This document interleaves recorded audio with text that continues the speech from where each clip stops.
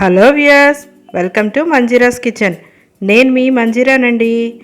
ఈరోజు నేను వీడియోలో బిర్యానీలోకి లేదా పులావ్లోకి మసాలా గ్రేవీ ఎలా ప్రిపేర్ చేసుకోవాలో చూపించబోతున్నానండి.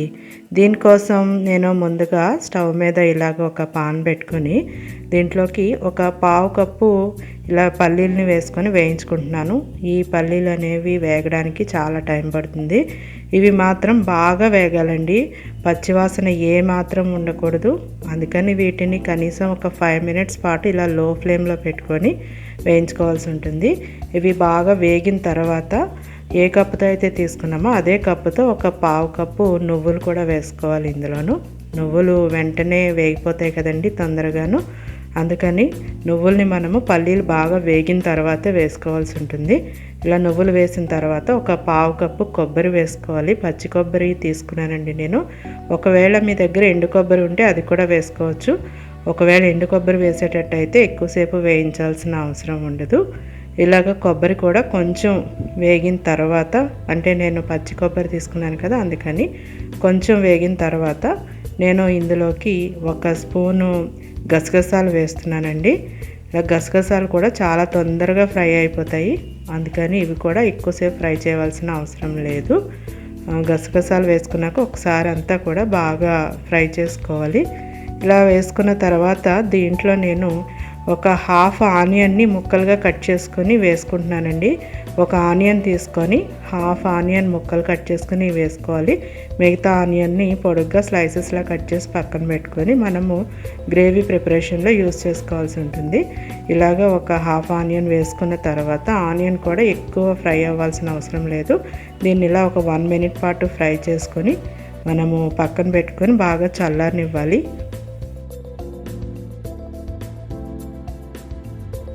ఇది ఇలాగ బాగా చల్లారిన తర్వాత అండి మనము ఒక మిక్సీ జార్లోకి దీన్ని మనం ట్రాన్స్ఫర్ చేసుకొని కావలసినంత వాటర్ పోసుకుంటూ మనం బాగా ఫైన్గా దీన్ని పేస్ట్ చేసుకోవాలి. నేను చూపిస్తున్నాను చూసారా, ఇలాగా వాటర్ అడ్జస్ట్ చేసుకొని ఫైన్గా పేస్ట్ చేసుకొని పక్కన పెట్టుకుందాం.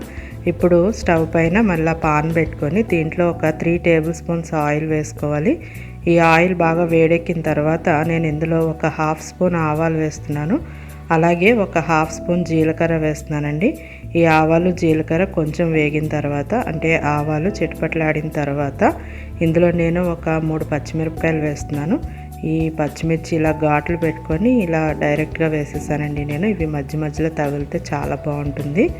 దీంట్లోనే కొంచెం కరివేపాకు వేసుకొని, కరివేపాకు కొంచెం చిటపట్లాడిన తర్వాత నేను ఒక హాఫ్ ఆనియన్ని ఇలా ముక్కలుగా కట్ చేసుకోమని చెప్పాను కదా, అదే ఆనియన్ అంతా కూడా ఇందులో వేసుకొని ఒకసారి ఆనియన్ బాగా ఫ్రై అవనిద్దాము. ఇలా ఆనియన్ అంతా కూడా ఒక 1 మినిట్ పాటు ఫ్రై అయిన తర్వాత ఇందులో మన టేస్ట్కి సరిపడా సాల్ట్ వేసుకుందాం. సాల్ట్ వేసుకుని కూడా ఒకసారి బాగా కలుపుకున్న తర్వాత నేను ఇందులో కొద్దిగా పుదీనా వేస్తున్నానండి. పుదీనా వేయటం వల్ల బాగా మంచి ఫ్లేవర్ వస్తుంది. పుదీనా వేసుకున్న తర్వాత కూడా ఒకసారి కొంచెం కలిపిన తర్వాత మనం ఇందులో అల్లం వెల్లుల్లి పేస్ట్ వేసుకోవాల్సి ఉంటుంది.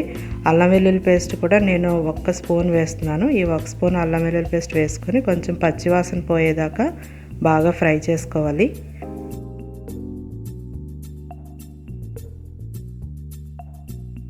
ఇలా అంతా పచ్చివాసన పోయేదాకా బాగా ఫ్రై చేసుకోవాలి.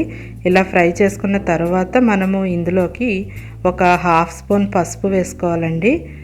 అలాగే మనము కారము మసాలాలు కూడా ఇప్పుడే వేసుకోవాల్సి ఉంటుంది. ఒక హాఫ్ స్పూన్ పసుపు వేస్తున్నాను నేను. ఆ తర్వాత ఒక 1 స్పూన్ కారం వేసుకోవాలి. ఇందులోను మనం ఆల్రెడీ సాల్ట్ వేసేసాం కదా. ఇప్పుడు పసుపు కారంతో పాటుగా 1 స్పూన్ ధనియాల పొడి, అలాగే 1 స్పూన్ గరం మసాలా కూడా వేసుకోవాలి. ఇవన్నీ వేసుకున్న తర్వాత ఒక్కసారి అంతా కూడా బాగా ఫ్రై చేసుకోవాలి. ఈ మసాలాలన్నీ కూడా బాగా ఫ్రై అయ్యే వరకు ఫ్రై చేసుకోవాల్సి ఉంటుంది.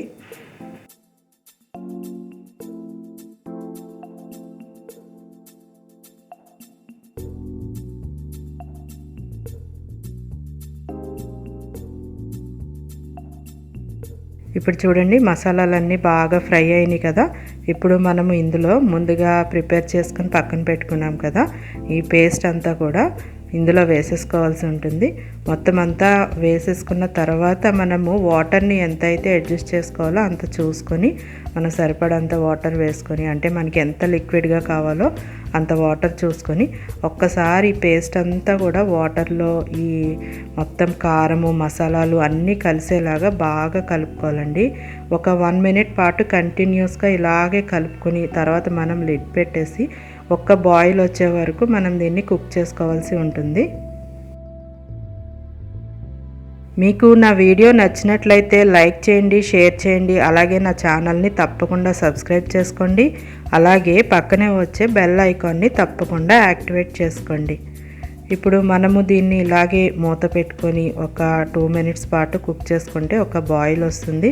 ఇలా బాయిల్ వచ్చిన తర్వాత ఒకసారి కలుపుకుంటే చూసారా ఆయిల్ అంతా కూడా బాగా పైకి వస్తుంది కదా. ఇలా అయితే మన గ్రేవీ మంచి బాగా కుక్ అవుతున్నట్టు, మంచి కన్సిస్టెన్సీ వస్తున్నట్టు. ఇప్పుడు ఇందులో మనం చింతపండు పులుసు వేసుకోవాలండి. నేను ఒక చిన్న నిమ్మకాయ సైజ్ అంతా చింతపండు తీసుకొని దాన్ని ఇలాగా పులుసు ప్రిపేర్ చేసుకున్నాను. 1 కప్పు వచ్చింది. ఇలా 1 కప్పు పులుసు ఇందులో వేసుకొని ఒకసారి బాగా కలుపుకొని మళ్ళీ ఒక 2 మినిట్స్ పాటు కుక్ చేసుకుంటే సరిపోతుందండి. మనము దీన్ని ఇలా లిడ్తో క్లోజ్ చేసి కుక్ చేసుకుంటే మనకి చూసారా పైకి ఆయిల్ అంతా బాగా వచ్చింది కదా. ఇప్పుడు మనం దీన్ని మన కన్సిస్టెన్సీ చూసుకొని ఎంత అవసరమో అంత చూసుకొని మనం దీన్ని డిష్ అవుట్ చేసేసుకోవడమే. ఇలా సరిపోతుంది. ఇప్పుడు ఇందులో మనము ఇంకా లాస్ట్లో కొద్దిగా కొత్తిమీర వేసుకొని కొంచెం ఒక్కసారి ఒక మినిట్ పాటు ఉడికితే సరిపోతుంది మనకి. ఆ తర్వాత మనం సర్వింగ్ బౌల్లోకి సర్వ్ చేసేసుకోవడమేనండి.